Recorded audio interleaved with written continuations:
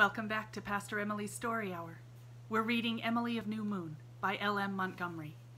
Chapter 28, A Weaver of Dreams. It took Emilie several weeks to make up her mind whether she liked Mr. Carpenter or not.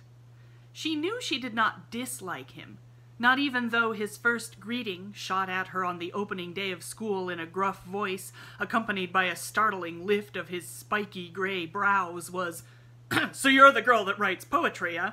Better stick to your needle and duster. Too many fools in the world trying to write poetry and failing. I tried it myself once. Got better sense now." "You don't keep your nails clean," thought Emilie. But he upset every kind of school tradition so speedily and thoroughly that Ilse, who gloried in upsetting things and hated routine, was the only scholar that liked him from the start.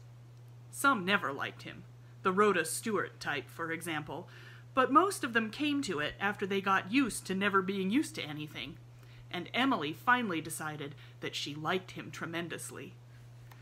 Mr. Carpenter was somewhere between 40 and 50, a tall man with an upstanding shock of bushy gray hair, bristling gray mustache and eyebrows, a truculent beard, bright blue eyes out of which all his wild life had not yet burned the fire, and a long, lean, grayish face, deeply lined. He lived in a little two-roomed house below the school, with a shy mouse of a wife. He never talked of his past, or offered any explanation of the fact that at his age he had no better profession than teaching a district school for a pittance of salary. But the truth leaked out after a while, for Prince Edward Island is a small province, and everybody in it knows something about everybody else. So eventually, Blairwater people, and even the school children, understood that Mr. Carpenter had been a brilliant student in his youth, and had had his eye on the ministry. But at college he got in with a fast set.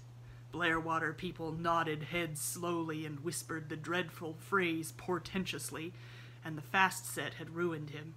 He took to drink, and went to the dogs generally, and the upshot of it all was that Francis Carpenter, who had led his class in his first and second years at McGill, and for whom his teachers had predicted a great career, was a country school teacher at 45, with no prospect of ever being anything else.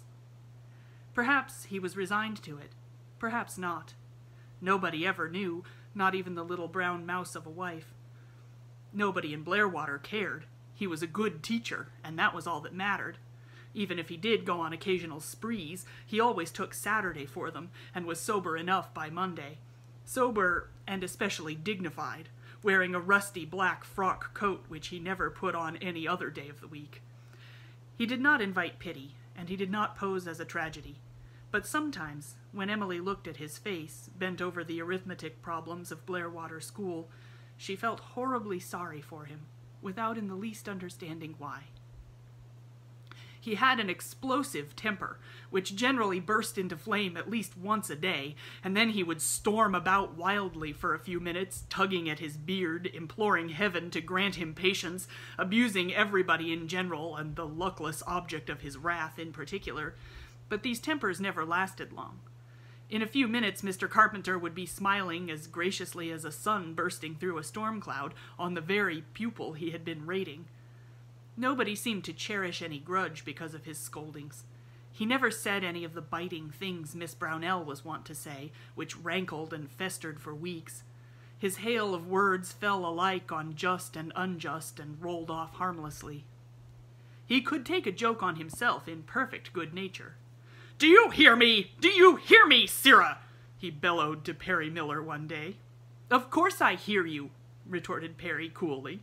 "They could hear you in Charlottetown." Mr. Carpenter stared for a moment, then broke into a great jolly laugh. His methods of teaching were so different from Miss Brownell's that the Blairwater pupils at first felt as if he had stood them on their heads. Miss Brownell had been a martinet for order. Mr. Carpenter never tried to keep order, apparently, but somehow he kept the children so busy that they had no time to do mischief. He taught history tempestuously for a month, making his pupils play the different characters and enact the incidents. He never bothered anyone to learn dates, but the dates stuck in the memory just the same. If, as Mary Queen of Scots, you were beheaded by the school axe, kneeling blindfolded on the doorstep, with Perry Miller, wearing a mask made out of a piece of Aunt Laura's old black silk for executioner, and wondering what would happen if he brought the axe down too hard, you did not forget the year it all happened. And if you fought the Battle of Waterloo all over the school playground and heard Teddy Kent shouting, "Up, guards, and at 'em!" as he led the last furious charge, you remembered 1815 without half trying to. Next month, history would be thrust aside altogether and geography would take its place, when school and playground were mapped out into countries and you dressed up as the animals inhabiting them or traded in various commodities over their rivers and cities.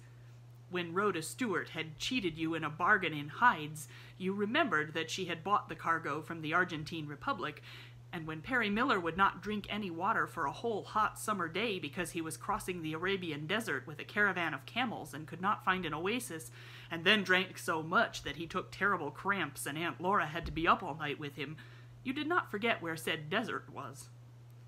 The trustees were quite scandalized over some of the goings-on, and felt sure that the children were having too good a time to really be learning anything. If you wanted to learn Latin and French, you had to do it by talking your exercises, not writing them, and on Friday afternoons all lessons were put aside, and Mr. Carpenter made the children recite poems, make speeches, and declaim passages from Shakespeare and the Bible. This was the day Ilse loved. Mr. Carpenter pounced on her gift like a starving dog on a bone and drilled her without mercy. They had endless fights, and Ilse stamped her foot and called him names while the other pupils wondered why she was not punished for it, but at last had to give in and do as he willed. Ilse went to school regularly, something she had not done before. Mr. Carpenter had told her that if she were absent for a day without good excuse, she could take no part in the Friday exercises, and that would have killed her. One day, Mr. Carpenter had picked up Teddy's slate and found a sketch of himself on it, in one of his favorite, if not exactly beautiful, attitudes. Teddy had labeled it the Black Death, half of the pupils of the school having died that day of the Great Plague, and having been carried out on stretchers to the Potter's Field by the terrified survivors. Teddy expected a roar of denunciation, for the day before Garrett Marshall had been ground into figurative pulp on being discovered with a picture of a harmless cow on his slate. At least, Garrett said he meant it for a cow. But now this amazing Mr. Carpenter only drew his beetling brows together, looked earnestly at Teddy's slate, put it down on the desk, looked at Teddy, and said, "I don't know anything about drawing. I can't help you. But by gad, I think hereafter you'd better give up those extra arithmetic problems in the afternoon and draw pictures." Whereupon Garrett Marshall went home and told his father that old Carpenter wasn't fair and made favorites over Teddy Kent. Mr. Carpenter went up to the tansy patch that evening and saw the sketches in Teddy's old barn loft studio. Then he went into the house and talked to Mrs. Kent. What he said and what she said nobody ever knew, but Mr. Carpenter went away looking grim, as if he had met an unexpected match. He took great pains with Teddy's general schoolwork after that, and procured from somewhere certain elementary textbooks on drawing which he gave him, telling him not to take them home, a caution Teddy did not require. He knew quite well that if he did, they would disappear as mysteriously as his cats had done. He had taken Emilie's advice and told his mother he would not love her if anything happened to Leo, and Leo flourished and waxed fat and doggy, but Teddy was too gentle at heart and too fond of his mother to make such a threat more than once. He knew she had cried all that night after Mr. Carpenter had been there, and prayed on her knees in her little bedroom most of the next day, and looked at him with bitter, haunting eyes for a week. He wished she were more like other fellows' mothers, but they loved each other very much, and had dear hours together in the little gray house on the Tansy Hill. It was only when other people were about that Mrs. Kent was queer and jealous. "She's always lovely when we're alone," Teddy had told Emilie. As for the other boys, Perry Miller was the only one Mr. Carpenter bothered much with in the way of speeches, and he was as merciless with him as with Ilse. Perry worked hard to please him, and practiced his speeches in barn and field, and even by nights in the kitchen loft, until Aunt Elizabeth put a stop to that. Emilie could not understand why Mr. Carpenter would smile amiably and say, "Very good," when Nettie Gray rattled off a speech glibly without any expression whatever, and then rage at Perry and denounce him as a dunce and a nincompoop, by gad, because he had failed to give just the proper emphasis on a certain word, or had timed his gesture a fraction of a second too soon. Neither could she understand why he made red pencil corrections all over her compositions, and rated her for split infinitives and too lavish adjectives, and strode up and down the aisle and hurled objurgations at her because she didn't know a good place to stop when she saw it, by gad, and then told Rhoda Stewart and Nan Lee that their compositions were very pretty, and gave them back without so much as a mark on them. Yet, in spite of it all, she liked him more and more as time went on, and autumn passed, and winter came with its beautiful bare-limbed trees and soft pearl-gray skies that were slashed with rifts of gold in the afternoons, and cleared to a jeweled pageantry of stars over the wide white hills and valleys around New Moon. Emilie shot up so that winter that Aunt Laura had to let down the tucks in her dresses. Aunt Ruth, who had come for a week's visit, said she was outgrowing her strength. Consumptive children always did. "I am not consumptive," Emilie said. "The stars are tall," she added, with a touch of subtle malice hardly to be looked for in near 13. Aunt Ruth, who was sensitive in regard to her dumpiness, sniffed. "It would be well if that were the only thing in which you resemble them," she said. "How are you getting on in school?" "Very well. I am the smartest scholar in my class," answered Emilie composedly. "You conceited child," said Aunt Ruth. "I'm not conceited." Emilie looked scornful indignation. "Mr. Carpenter said it, and he doesn't flatter. Besides, I can't help seeing it myself." "Well, it is to be hoped you have some brains, because you haven't much in the way of looks," said Aunt Ruth. "You've no complexion to speak of, and that inky hair around your white face is startling. I see you're going to be a plain girl." "You wouldn't say that to a grown-up's face," said Emilie, with a deliberate gravity which always exasperated Aunt Ruth because she could not understand it in a child. "I don't think it would hurt you to be as polite to me as you are to other people." "I'm telling you your faults so you may correct them," said Aunt Ruth frigidly. "It isn't my fault that my face is pale and my hair black," protested Emilie. "I can't correct that." "If you were a different girl," said Aunt Ruth, "I would—" "But I don't want to be a different girl," said Emilie decidedly. She had no intention of lowering the star flag to Aunt Ruth. "I wouldn't want to be anybody but myself, even if I am plain. Besides," she added impressively, as she turned to go out of the room, "though I may not be good-looking now, when I go to heaven, I'll be very beautiful." "Some people think Emilie quite pretty," said Aunt Laura, but she did not say it until Emilie was out of hearing. She was Murray enough for that. "I don't know where they see it," said Aunt Ruth. "She's vain and pert and says things to be thought smart. You heard her just now. But the thing I dislike most in her is that she is unchildlike and deep as the sea. Yes, she is, Laura, deep as the sea. You'll find it out to your cost one day if you disregard my warning. She's capable of anything. Sly is no word for it. You and Elizabeth don't keep a tight enough rein over her." "I've done my best," said Elizabeth stiffly. She herself did think she had been much too lenient with Emilie. Laura and Jimmy were 2 against 1, but it nettled her to have Ruth say so. Uncle Wallace also had an attack of worrying over Emilie that winter. He looked at her one day when he was at New Moon and remarked that she was getting to be a big girl. "How old are you, Emilie?" He asked her that every time he came to New Moon. 13 in May. What are you going to do with her, Elizabeth?" "I don't know what you mean," said Aunt Elizabeth coldly, or as coldly as it is possible to speak when one is pouring melted tallow into candle molds. "Why, she'll soon be grown up. She can't expect you to provide for her indefinitely." "I don't," Emilie whispered resentfully under her breath. "And it's time we decided what's best to be done for her." "The Murray women have never had to work out for a living," said Aunt Elizabeth, as if that disposed of the matter. "Emilie is only half Murray," said Wallace. "Besides, times are changing. You and Laura will not live forever, Elizabeth, and when you are gone, New Moon goes to Oliver's Andrew. In my opinion, Emilie should be fitted to support herself if necessary." Emilie did not like Uncle Wallace, but she was very grateful to him at that moment. Whatever his motives were, he was proposing the very thing she secretly yearned for. "I would suggest," said Uncle Wallace, "that she be sent to Queen's Academy to get a teacher's license. Teaching is a genteel, ladylike occupation. I will do my share in providing the expense of it."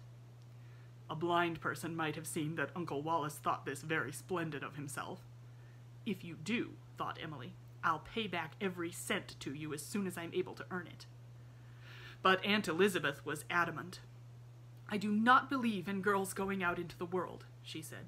"I don't mean Emilie to go to Queen's. I told Mr. Carpenter so when he came to see me about her taking up the entrance work. He was very rude. School teachers knew their place better in my father's time, but I made him understand, I think. I'm rather surprised at you, Wallace. You did not send your own daughter out to work." "My daughter had parents to provide for her," retorted Uncle Wallace pompously. "Emilie is an orphan. I imagined from what I had heard about her that she would prefer earning her own living to living on charity." "So I would!" cried Emilie. "So I would, Uncle Wallace. Oh, Aunt Elizabeth, please let me study for the entrance. Please. I'll pay you back every cent you spend on it. I will indeed. I pledge you my word of honor." "It does not happen to be a question of money," said Aunt Elizabeth in her stateliest manner. "I undertook to provide for you, Emilie, and I will do it. When you are older, I may send you to the high school in Shrewsbury for a couple of years. I am not decrying education, but you are not going to be a slave to the public. No Murray girl ever was that." Emilie, realizing the uselessness of pleading, went out in the same bitter disappointment she had felt after Mr. Carpenter's visit. Then Aunt Elizabeth looked at Wallace. "Have you forgotten what came of sending Juliet to Queen's?" she asked significantly. If Emilie was not allowed to take up the entrance classes, Perry had no one to say him nay, and he went at them with the same dogged determination he showed in all other matters. Perry's status at New Moon had changed subtly and steadily. Aunt Elizabeth had ceased to refer scornfully to him as a hired boy. Even she recognized that though he was still indubitably a hired boy, he was not going to remain one, and she no longer objected to Laura's patching up his ragged bits of clothing, or to Emilie's helping him with his lessons in the kitchen after supper, nor did she growl when Cousin Jimmy began to pay him a certain small wage, though older boys than Perry were still glad to put in the winter months choring for board and lodging in some comfortable home. If a future primer was in the making at New Moon, Aunt Elizabeth wanted to have some small share in the making. It was credible and commendable that a boy should have ambitions. A girl was an entirely different matter. A girl's real place was at home. Emilie helped Perry work out algebra problems and heard his lessons in French and Latin. She picked up more thus than Aunt Elizabeth would have approved of, and more still when the entrance pupil talked those languages in school. It was quite an easy matter for a girl who had once upon a time invented a language of her own. When George Bates, by way of showing off, asked her one day in French, his French, of which Mr. Carpenter had once said doubtfully that perhaps God might understand it, "Have you the ink of my grandmother and the shoe-brush of my cousin and the umbrella of my aunt's husband in your desk?" Emilie retorted quite as glibly and quite as Frenchily, "No, but I have the pen of your father and the cheese of the innkeeper and the towel of your uncle's maidservant in my basket." To console herself for her disappointment in regard to the entrance class, Emilie wrote more poetry than ever. It was especially delightful to write poetry on a winter evening when the storm winds howled without and heaped the garden and orchard with big ghostly drifts, starred over with rabbits' candles. She also wrote several stories, desperate love affairs wherein she struggled heroically against the difficulties of affectionate dialogue, tales of bandits and pirates. Emilie liked these because there was no necessity for bandits and pirates to converse lovingly. Tragedies of earls and countesses whose conversation she dearly loved to pepper with scraps of French, and a dozen other subjects she didn't know anything about. She also meditated beginning a novel, but decided it would be too hard to get enough paper for it. The letter bills were all done now, and the Jimmy books were not big enough, though a new one always appeared mysteriously in her school basket when the old one was almost full. Cousin Jimmy seemed to have an uncanny prescience of the proper time. That was part of his Jimminess. Then one night, as she lay in her lookout bed and watched a full moon gleaming lustrously from a cloudless sky across the valley, she had a sudden, dazzling idea. She would send her latest poem to the Charlottetown Enterprise. The Enterprise had a poet's corner, where original verses were frequently printed. Privately, Emilie thought her own were quite as good, as probably they were, for most of the Enterprise poems were sad trash. Emilie was so excited over the idea that she could not sleep for the greater part of the night, and didn't want to. It was glorious to lie there, thrilling in the darkness, and picture the whole thing out. She saw her verses in print, signed E. Bird Star. She saw Aunt Laura's eyes shining with pride. She saw Mr. Carpenter pointing them out to strangers. "Work of a pupil of mine, by gad!" She saw all her schoolmates envying her or admiring her, according to type. She saw herself with one foot at least firmly planted on the ladder of fame, one hill at least of the alpine path crested, with a new and glorious prospect opening therefrom. Morning came. Emilie went to school, so absent-minded because of her secret that she did badly in everything and was raged at by Mr. Carpenter, but it all slipped off her like the proverbial water off a duck's back. Her body was in Blairwater School, but her spirit was in Kingdoms. As soon as school was out, she betook herself to the garret with half a sheet of blue-lined notepaper. Very painstakingly she copied down the poem, being especially careful to dot every I and cross every T. She wrote it on both sides of the paper, being in blissful ignorance of any taboo thereon. Then she read it aloud delightedly, not omitting the title, Evening Dreams. There was one line in it she tasted 2 or 3 times, the haunting elfin music of the air. "I think that line is very good," said Emilie. "I wonder how I happened to think of it." She mailed her poem the next day, and lived in a delicious mystic rapture until the following Saturday. When the Enterprise came, she opened it with tremulous eagerness and ice-cold fingers, and turned to the poet's corner. Now for her great moment. There was not a sign of Evening Dreams about it. Emilie threw down the Enterprise and fled to the garret dormer, where, face downward on the old haircloth sofa, she wept out her bitterness of disappointment. She drained the draught of failure to the very dregs. It was horribly real and tragic to her. She felt exactly as if she had been slapped in the face. She was crushed in the very dust of humiliation, and was sure she could never rise again. How thankful she was that she hadn't told Teddy anything about it. She had been so strongly tempted to, and only refrained because she didn't want to spoil the dramatic surprise of the moment when she would show him the verses with her name signed to them. She had told Perry, and Perry was furious when he saw her tear-stained face later on in the dairy as they strained the milk together. Ordinarily, Emilie loved this, but tonight the savor had gone out of the world. Even the milky splendor of the still, mild winter evening and the purple bloom over the hillside woods that presaged a thaw could not give her the accustomed soul thrill. "I'm going down to Charlottetown if I have to walk, and I'll bust that Enterprise editor's head," said Perry, with the expression which, 30 years later, warned the members of his party to scatter for cover. "That wouldn't be any use," said Emilie drearily. "He didn't think it good enough to print. That is what hurts me so, Perry, that he didn't think it was good. Busting his head wouldn't change that."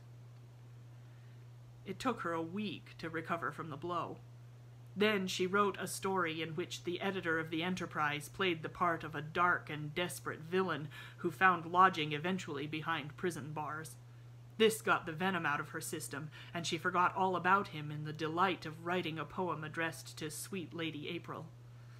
But I question if she ever really forgave him, even when she discovered eventually that you must not write on both sides of the paper, even when she read over Evening Dreams a year later, and wondered how she could ever have thought it any good. This sort of thing was happening frequently now, Every time she read her little hoard of manuscripts over, she found some of which the fairy gold had unaccountably turned to withered leaves, fit only for burning. Emilie burned them, but it hurt her a little. Outgrowing things we love is never a pleasant process. Come back tomorrow for chapter 29.